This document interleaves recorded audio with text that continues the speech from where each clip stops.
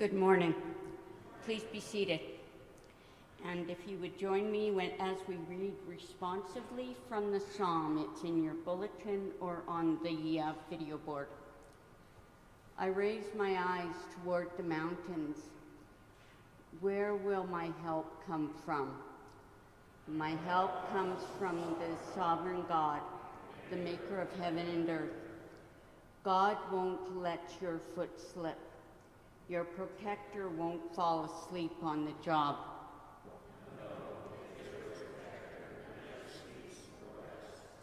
God is your protector. God is your shade right beside you. The sun won't strike you during the day, neither will the moon at night. God will protect you from all evil. God will protect your very life.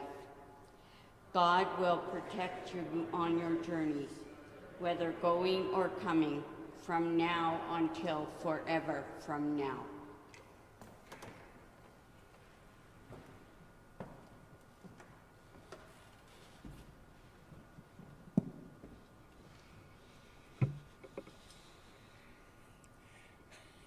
There's a small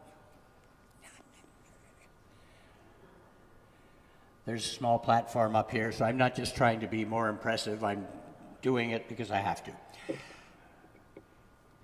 In his New Year's sermon given on January 4th, 1914, the Reverend John A. Clark stood in this very pulpit here, or maybe over here, I don't know exactly where, and he preached on the topic, How to Face 1914.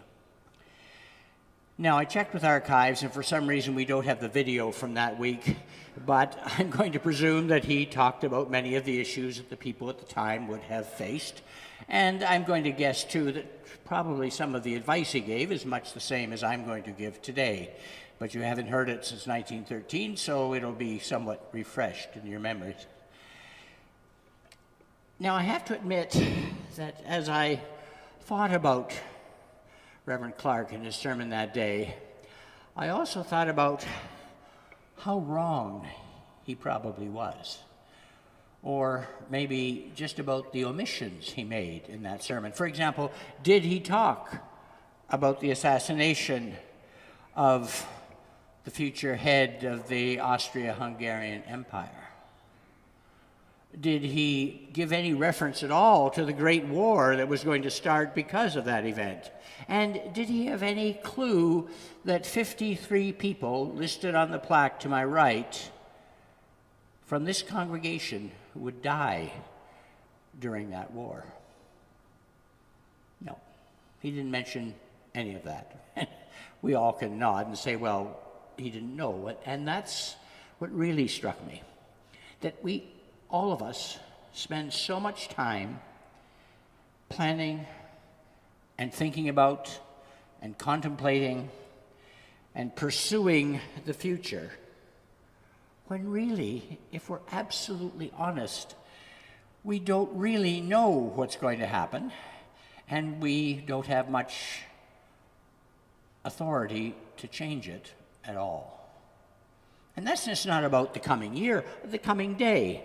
Now, I'm going to give you a task you can do when your mind wanders off from my preaching and thinks of other things.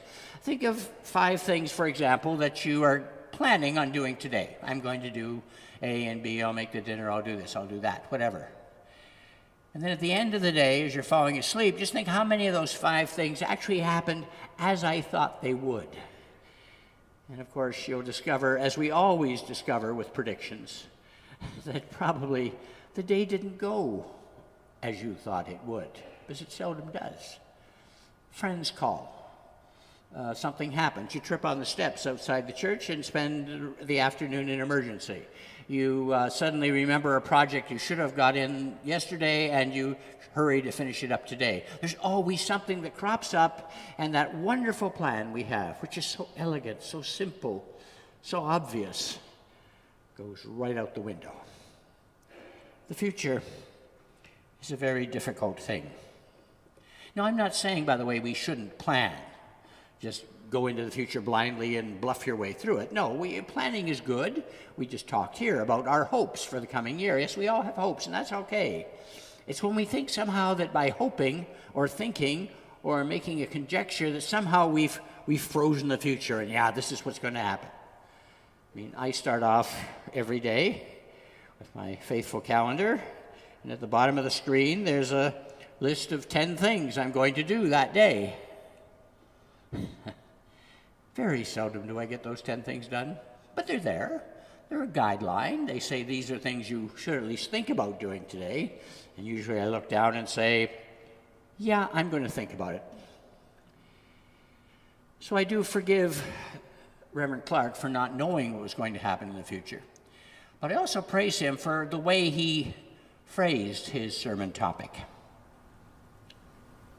How we can go into 1914.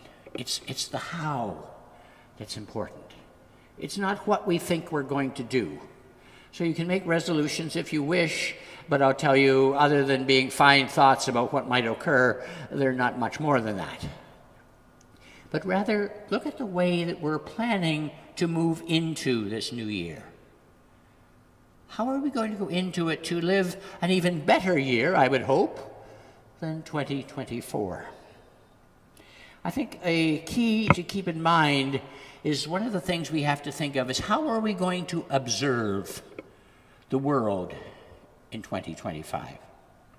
Now, that may seem like a fairly obvious question. I'm going to observe the world with my eyes and hear it with my ears and sense it with my fingers.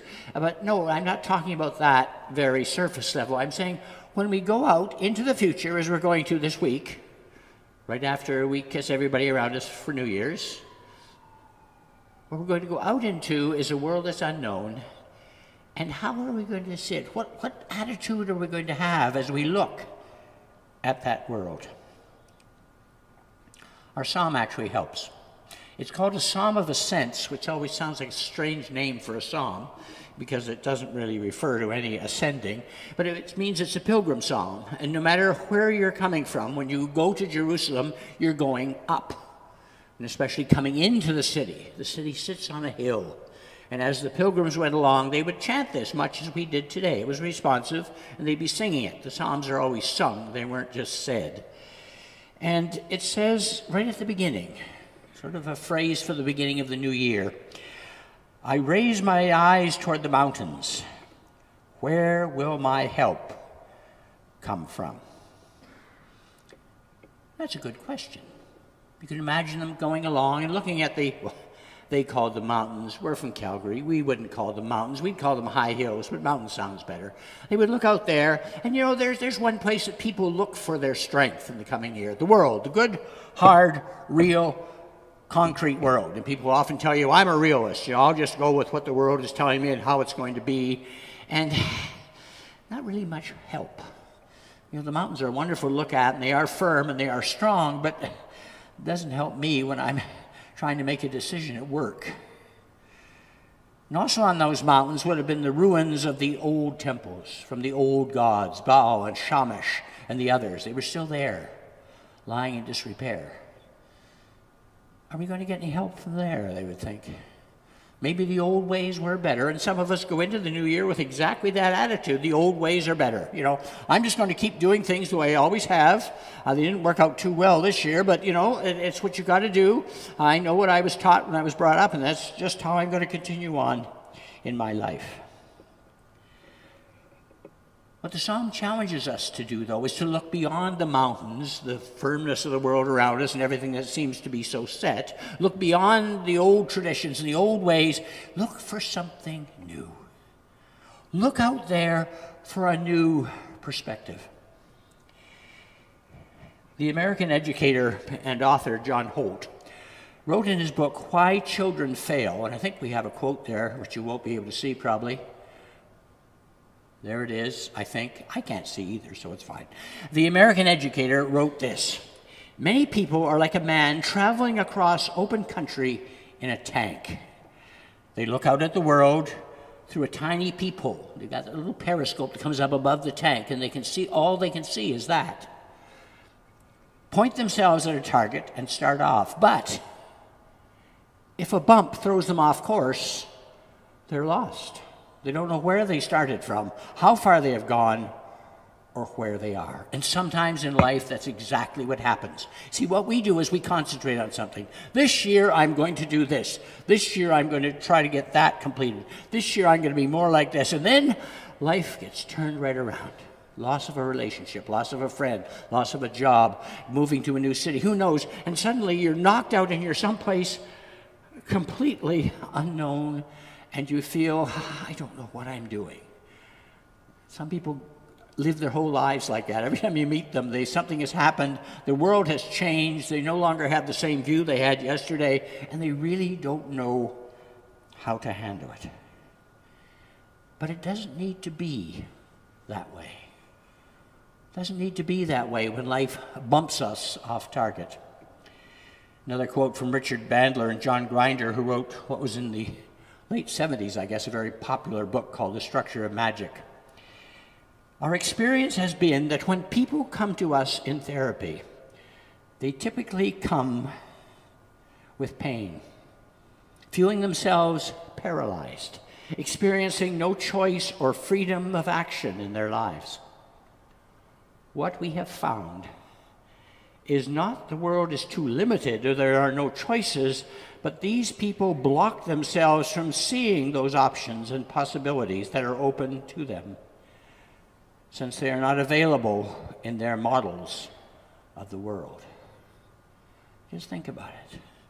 As we get into positions in life, as we will in 2025, there will be times when our old model, what we're looking at, what we're concentrating on, what we're thinking is our goal, our purpose, our life, suddenly changes, and the brain doesn't have anything to do with this new situation, this new model, this new setup. And what the psalm encourages us, look beyond the mountains, look beyond the old ways.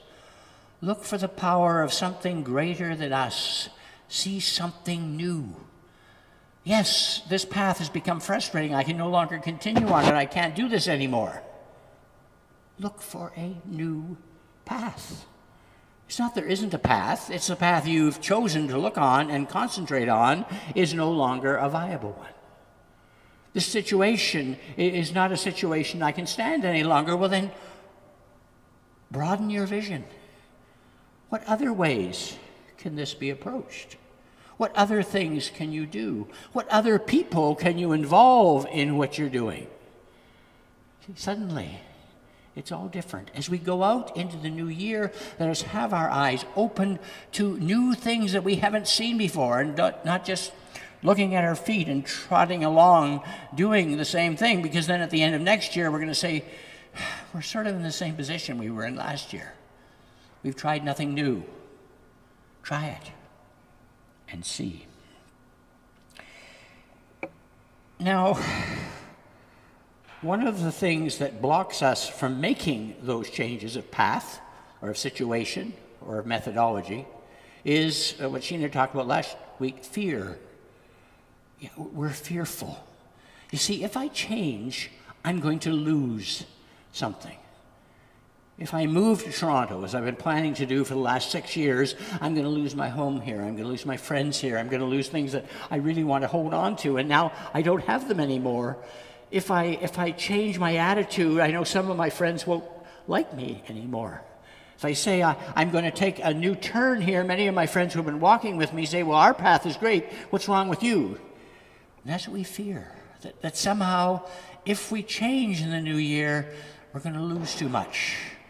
We have enough comfort where we are. It may be marginal comfort. It may not be deep comfort, but hey, it's my comfort and it's what I have, and I guess I'll just stick with it. The psalm speaks. God will protect you from all evil. God will protect your very life. It's that last little phrase, which some of you realize is not the traditional phrase, that's the most important. God will protect your very life. Now, what the translators of the Common English Bible are trying to do here is to translate a Hebrew word which really we have no translation for. We usually say soul, but the soul has sort of an idea of fuzzy Casper the ghost kind of thing that fits inside us. And that's not what the Hebrews were thinking of. When they said soul, very life, what they meant was essence. Who you really are. Take away the house, take away the friends, take away the job, take away the clothes, take away the body, take away everything. Who are you? What are the basics? What do you have to work with? Because that's ultimately what we have to work with that deep core inside of us which moves us and motivates us and carries us on. Our reason, our ability to think, to discover, to explore, to find, our ability to love and to be loved, our ability to reach out to other people and involve them in our lives and to reach out and become involved in theirs. See, these are the things we'll carry with us wherever we are. Whatever new situation you find yourselves in this year, no matter how radical it may seem to be, how far it may seem to have wandered from that little vision you had on New Year's Day, God will protect you. Or to put that in a different way, I think is quite powerful, is we're always left with what really matters. Think of your health. Some of us in this room are getting older. A few of you look surprised at that. I'm sorry if I broke the news to you. And as you get older, you lose certain abilities that you used to have. There are certain physical activities you used to be able to carry out that you can't anymore. I now have hearing aids. I can finally hear what my wife says. Well, they have a downside too, but that's fine. As we go into new jobs, we're not using some of the skills we used to use. We're being forced to find new ones. We're not sure we can do that. But we are still secure. I can still love. I can still find. I can still learn. I can still discover. I may have to do different things or be in different places or carry out my life in different ways, but God will protect, will hold, will love, will embrace what really matters. Take some time this New Year's to look into yourself and say, what does really matter? What is God protecting? What do I really need? Yes, it's true, I love my old house. It's a great house, but maybe it's time to go to a new house where God will still love me. Yes, I love my old job, but there are those problems that have been going on for years and they never seem to change. Maybe I should change jobs. And God will be in the new place, supporting who I am and still loving me. So we go into the new year with our eyes wide open, and I think we could probably say broadly open. That is, we're looking at the whole horizon. We're looking at the whole spectrum of the world. We're looking at all the places, all the options, all the things, and we're seeing a magnificent bundle of things that we've never really explored before. And we go out into the world knowing that no matter where we have to go in that exploration, we're safe, we're held. The wonder that has touched us will touch us again, and that's really the final point. What are we going to expect in the coming year? Now, this is not a specific question. You know, I expect in the coming year that I will learn ancient Zircadian, or I expect that I will go to Peru. Yeah, you might not. That's an expectation. No, what do I expect in the sense of what kind of a world do I imagine that I'm going to encounter? Is God going to be there? And just to stop you from worrying or wondering about it, the answer is yes. But you're going to encounter in the world, no matter where you are or what you're doing, those wonderful circumstances that we all find all the time and often miss completely. Little connections made. People who talk with us and say something that suddenly changes our mind on an issue. Situations where we felt hopeless, and then suddenly somebody completely unexpected came up and said, look, I think you need some help with this. Here's what I know. Those things are going to continue to happen, but you've got to expect to find them. Or else you'll just be sitting there on the train reading your book, and all the stations are going by, and you have no earthly idea what you've missed. God will protect you on your journeys, whether going or coming, from now until forever from now. We fear the empty spaces in life. We feel the places we don't know, the situations we haven't encountered, the situations that we can't fully fathom. And that's one reason I love Oriental painting. And I think you do this thing early in the week before Christmas, and the Christmas blots it out. I did it, yay for me. Oriental paintings I love, especially landscape paintings. They're one of my favorite forms of art. 2/3 of that picture is blank, white. Nothing there. Now, of course, Western artists, I'm going to put in a bridge here, and there's a little town over here, and there's a choo-choo train goes along here, and then there's a boat and a dock and 3 people. No, say the Chinese. What we can see of life are just little bits. I know Calgary. I know my life here. Remember my past. I have these skills. I've learned these things, but the rest is all mist and the unknown. We're going to spend most of our life, I said 2/3, maybe 2/3 of it, in the mist and the unknown. We're going to have enough courage, enough faith, enough joyous exuberance that we can walk into the blank spaces and say, I don't know exactly what I'm going to encounter here. It's the direction I know I need to move. I don't have all the answers. I don't have the final plan that I put together. A, I'm going to do this. B, I'm going to do this. No. We don't have that. We go out and we say, God, this is where I'm going. I'll see what I can see, because the mist will clear as I move into it. I'll experience what I experience. I'll find new things that I didn't know were there before, and I'll be safe. And I'll go out with a sense of joy and expectation, because that's what God gives us as we move. Not always an easy path. There are a few mountains we bump into. Yeah, that's true. But even there, God is with us. God will protect us and our journeys, whether going or coming, from now until, and I love this phrase, forever from now. And for that, thanks be to God.